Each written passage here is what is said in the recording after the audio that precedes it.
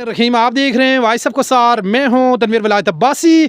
इस वक्त मौजूद हूं वीसी प्लग जो है उसकी तामीर और तरक्की में जो है हम वक्त कोई भी शख्स जो है अपना किरदार अदा करता है तो वाइस ऑफ कोसार जो है भरपूर तरीके से उन्हें कवरेज देता है। आज जो है वीसी प्लग के हर पॉइंट के लिए कारोबारी, सियासी, समाजी शख्सियत तोफ़ैल अब्बासी साहब की जानिब से जो है सिटिंग बेंच भिजवाए गए हैं। मेंबर ताए गफूर अब्बासी साहब के ये छोटे भाई हैं और यकीनन इससे जो है ना सिर्फ मुसाफिर हज़रात को बराह रास्त फ़ायदा होगा, जो मरीज़ होते हैं, जो ख़वातीन होती हैं, उनके लिए जो है बैठने के बड़े शानदार इंतज़ामात हैं।